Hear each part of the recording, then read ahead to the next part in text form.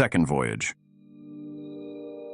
I had resolved, as you know, on my return from my first voyage, to spend the rest of my days quietly in Baghdad.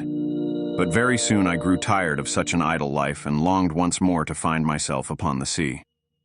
I procured, therefore, such goods as were suitable for the places I intended to visit, and embarked for the second time in a good ship with other merchants whom I knew to be honorable men. We went from island to island, often making excellent bargains, until one day we landed at a spot which, though covered with fruit trees and abounding in springs of excellent water, appeared to possess neither houses nor people.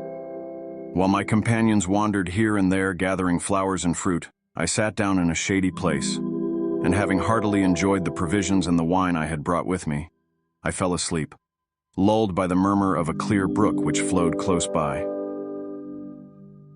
How long I slept I know not, but when I opened my eyes and started to my feet, I perceived with horror that I was alone and that the ship was gone.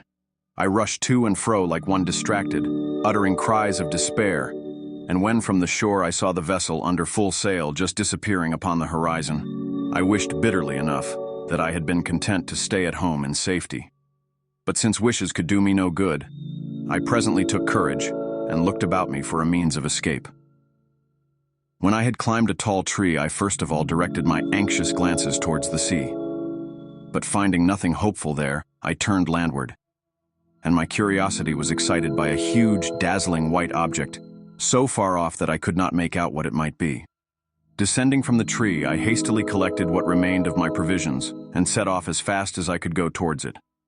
As I drew near, it seemed to me to be a white ball of immense size and height, and when I could touch it, I found it marvelously smooth and soft, as it was impossible to climb it, for it presented no foothold.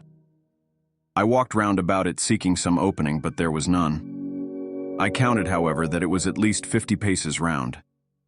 By this time the sun was near setting, but quite suddenly it fell dark. Something like a huge black cloud came swiftly over me, and I saw with amazement that it was a bird of extraordinary size which was hovering near. Then I remembered that I had often heard the sailors speak of a wonderful bird called a roc, and it occurred to me that the white object which had so puzzled me must be its egg. Sure enough, the bird settled slowly down upon it, covering it with its wings to keep it warm, and I cowered close beside the egg in such a position that one of the bird's feet, which was as large as the trunk of a tree, was just in front of me. Taking off my turban, I bound myself securely to it with the linen in the hope that the roc, when it took flight next morning, would bear me away with it from the desolate island. And this was precisely what did happen. As soon as the dawn appeared, the bird rose into the air, carrying me up and up, till I could no longer see the earth, and then suddenly it descended so swiftly that I almost lost consciousness. When I became aware that the roc had settled, and that I was once again upon solid ground, I hastily unbound my turban from its foot and freed myself, and that not a moment too soon, for the bird, pouncing upon a huge snake, killed it with a few blows from its powerful beak, and seizing it up rose into the air once more and soon disappeared from my view. When I had looked about me, I began to doubt if I had gained anything by quitting the desolate island. The valley in which I found myself was deep and narrow, and surrounded by mountains which towered into the clouds, and were so steep and rocky that there was no way of climbing up their sides. As I wandered about, seeking anxiously for some means of escaping from this trap, I observed that the ground was strewed with diamonds, some of them of an astonishing size. This sight gave me great pleasure, but my delight was speedily damped when I saw also numbers of horrible snakes so long and so large that the smallest of them could have swallowed an elephant with ease. Fortunately for me, they seemed to hide in caverns of the rocks by day, and only came out by night, probably because of their enemy, the roc.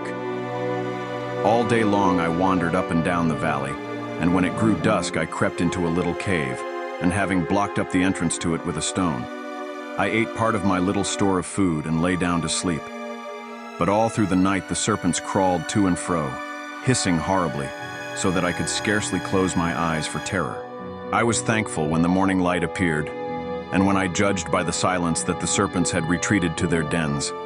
I came tremblingly out of my cave and wandered up and down the valley once more, kicking the diamonds contemptuously out of my path, for I felt that they were indeed vain things to a man in my situation. At last, overcome with weariness, I sat down upon a rock.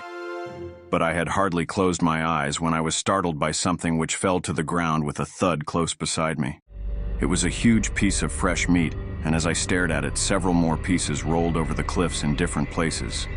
I had always thought that the stories the sailors told of the famous Valley of Diamonds, and of the cunning way which some merchants had devised for getting at the precious stones, were mere travelers' tales invented to give pleasure to the hearers. But now I perceived that they were surely true. These merchants came to the valley at the time when the eagles, which keep their eyries in the rocks, had hatched their young. The merchants then threw great lumps of meat into the valley. These, falling with so much force upon the diamonds, were sure to take up some of the precious stones with them, when the eagles pounced upon the meat and carried it off to their nests to feed their hungry broods. Then the merchants, scaring away the parent birds with shouts and outcries, would secure their treasures. Until this moment I had looked upon the valley as my grave, for I had seen no possibility of getting out of it alive. But now I took courage and began to devise a means of escape. I began by picking up all the largest diamonds I could find and storing them carefully in the leathern wallet which had held my provisions. This I tied securely to my belt.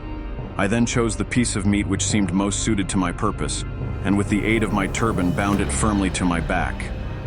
This done, I laid down upon my face and awaited the coming of the eagles. I soon heard the flapping of their mighty wings above me, and had the satisfaction of feeling one of them seize upon my piece of meat, and me with it, and rise slowly towards his nest, into which he presently dropped me. Luckily for me, the merchants were on the watch, and setting up their usual outcries, they rushed to the nest, scaring away the eagle. Their amazement was great when they discovered me, and also their disappointment, and with one accord, they fell to abusing me for having robbed them of their usual profit.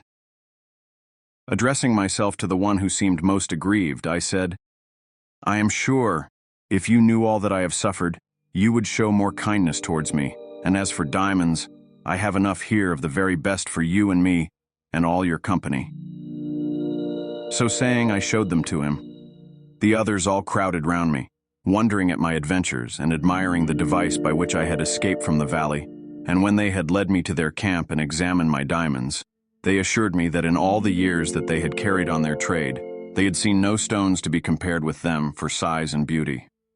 I found that each merchant chose a particular nest and took his chance of the figure of a man. The rhinoceros fights with the elephant, and transfixing him with his horn carries him off upon his head, but becoming blinded with the blood of his enemy, he falls helpless to the ground. And then comes the roc, and clutches them both up in his talons, and takes them to feed his young.